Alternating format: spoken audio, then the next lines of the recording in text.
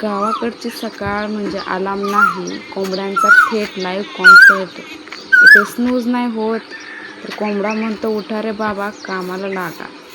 नमस्कार मंडळी, मी पायल. आम्ही गावाकडची माणसं या चॅनलमध्ये तुमचं खूप स्वागत आहे. तर रोज सकाळ उठले की रोजचीच कामे, अंगण झाडून काढायचं वगैरे वगैरे रोजचीच कामे. तर आज एवढा काही कचरा नव्हता अंगणात, कारण उन्हाळा असल्यामुळे एवढा काही कचरा पडत नाही. पावसाळ्यात वारं खूप असतं त्याच्यामुळे लई कचरा पडतो. आता उन्हाळा असल्यामुळे वारं पण शांत आहे, त्याच्यामुळे एवढा काही कचरा पडत नाही. अंगणातलं झाडणं झालं की मग ते बकरीच्या खालचं झाडायचं, बोकडांच्या खालचं झाडायचं. तर पटपट झाडून घेतलं, कारण 3 लेकरं आहे त्यामुळं पटपट उरकावं लागतं. त्यांना उठलं की लगेच नाश्ता लागतो, त्याच्यामुळं पटकन उठून आंघोळ वगैरे करून घरात जायचं. याचा विचार असतो पटापट पटपट उरकायची कामं आणि घरात जायचं. जवळ कोण ना कोण उठलेलं असतं.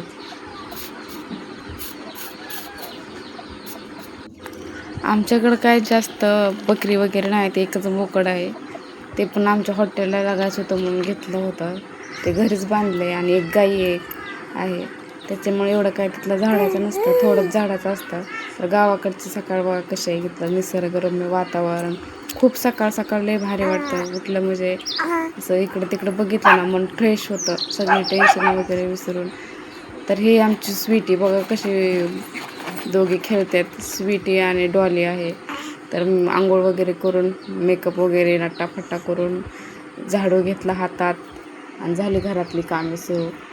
तर सकाळनं झाडले, तर इकडं बघा कसं झोपलेत मुली, हे कसे सगळे झोपलेत, कसा सगळा पसारा झाला आहे. तर हे आवरून घेतलं पहिलं, घरही झाडली. जेवढं पण आवरण तेवढं करतेतच पोरी राडा, किती पण आवरलं तर तसंच आहे पोरींचं. सारखं ह्या काढ ते काढ, त्याच्यामुळं कामच संपत नाही, सारखं काम चालूच असतं ते सोप्यावरचं. झाडून झाल्यानंतर मग पहिले खिडकी उघडायची, नंतर ते शेगडीचं बटन टाकायचं, लगेच ताजं दूध ठेवायचं.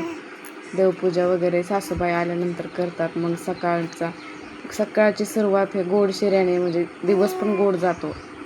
सकाळचा नाश्ता म्हणजे आमचा रोजचा शिराच असतो. शिरा झाला की मग त्यात तूप घरचंच तूप टाकायचं, म्हशीचं, मऊ लुसलुशीत शिरा करायचा.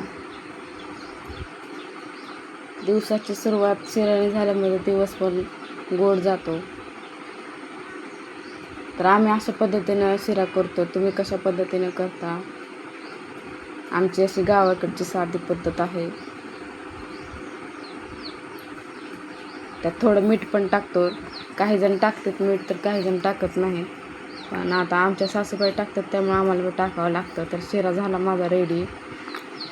लगेच गरम गरम शिरा नाश्ता करून घेतला आणि तोवर आमचा कृष्णा उठला होता. हा माझा सगळ्यात छोटा मुलगा आहे. तर त्याला कृष्णाला बघत बघत किचनमध्ये कामे करून घेतली. हा आमच्या झाडाचा ताजा कढीपत्ता आणि तोवर एक लहान मुलगी उठली, रुद्रा तिचं नाव आहे. तर भाजीची तयारी चालू होती माझी. मग भाजी करून घेतली.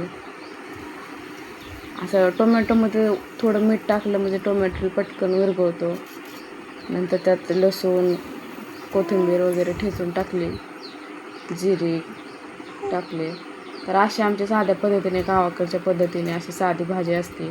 न वाटण करता, न काय करता अशी साधी भाजी आम्ही करतो आणि तीच खूप टेस्टी लागते.